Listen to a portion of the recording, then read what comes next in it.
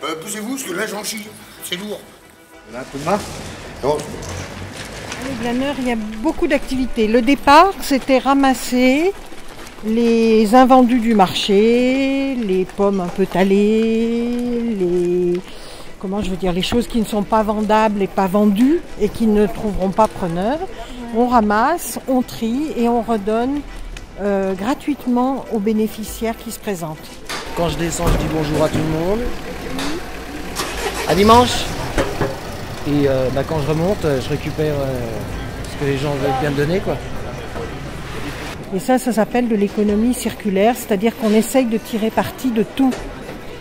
On ramasse le pain rassis qu'on donne aussi aux paysans qui ont des poules. On demande aussi les boîtes d'œufs qu'on redonne aux paysans pour qu'ils n'en aient pas à acheter. Et on arrive à en avoir beaucoup. En 2013, on a redistribué, donc on a ramassé plus, on a redistribué 6,7 tonnes de légumes et de fruits. C'est gigantesque. Les commerçants sont très généreux et puis on les a remerciés en septembre. Joss leur a fait des donuts, une petite pâte à base de carambar qui était très bonne, ils ont bien apprécié.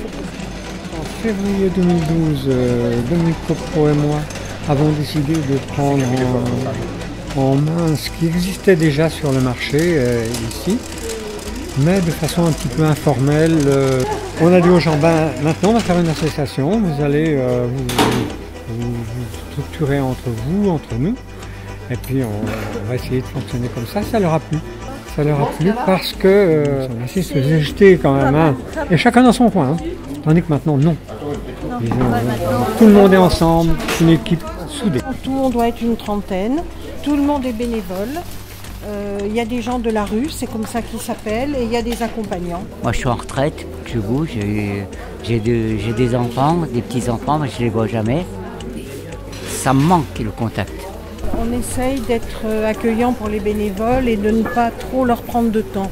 Parce qu'on s'est rendu compte que si on demande trop aux bénévoles, après ils ne viennent plus parce que ça devient une corvée. Or chez nous, il faut que ce soit que tout le monde soit content.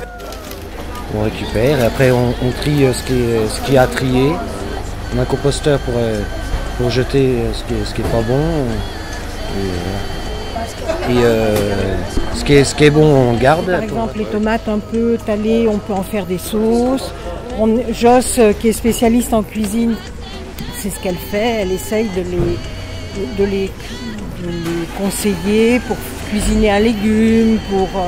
Avec les fruits qu'on récolte, on fait des confitures. Les confitures, on les donne aussi. Donc tout l'été, on ramasse des bocaux. Les gens nous laissent leurs bocaux et on les remplit et ils les prennent, ils les emmènent et ils les mangent. Là, je vois, j'ai presque 1 kilo de légumes parce que j'ai les enfants aussi.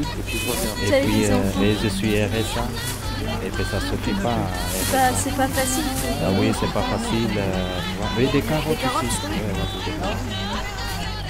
Donne en fonction de ce qu'il y a, de faire en sorte que les personnes puissent prendre, que chacun y ait assez pour tout le monde. Ce qu'on arrive à avoir ici, des fois ça a quand même presque la valeur de 20 € sur le marché, donc c'est vrai que si on vient le vendredi et le dimanche, au moins on peut faire un peu plus de légumes dans la semaine.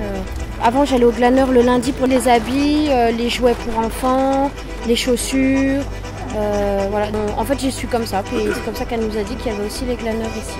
En fait on ne sait pas que ça existe, quoi. Et je pense qu'il y a beaucoup de gens qui en auraient probablement besoin mais qui ne savent pas. On ne tient pas non plus à grossir pour grossir. Il faut que ça reste convivial, il faut que ça reste simple. Voilà. On fait aussi des disques aux soupes, c'est-à-dire qu'avec ce qu'on a ramassé, on fait un repas quelque part. On en a fait 2 au foyer des jeunes travailleurs et on en a fait 1 à la maison de quartier des Aubépins. Et ça, c'est assez génial. C'est très convivial parce qu'on épluche ensemble, on coupe ensemble. Après la soupe cuit et puis ma foi, y a des gens du quartier qui viennent, oui, mais en plus ça vient, ça va. Il y a beaucoup de sans-papiers, mais il n'y a pas que ça. Il y a beaucoup de gens aussi, surtout l'été, qui font la route, c'est-à-dire qui sont ici 2-3 jours ou au camping ou ailleurs. Et il y a des habitués. Il y a de plus en plus de personnes retraitées qui malheureusement n'ont pas les moyens de s'acheter ni des légumes ni des fruits. Ils ne sont pas à la rue, ils ne sont pas SDF, mais ils ont de grosses difficultés. On a dit à juste raison que c'était des vies un peu cabossées qui ont un grand cœur. Voilà.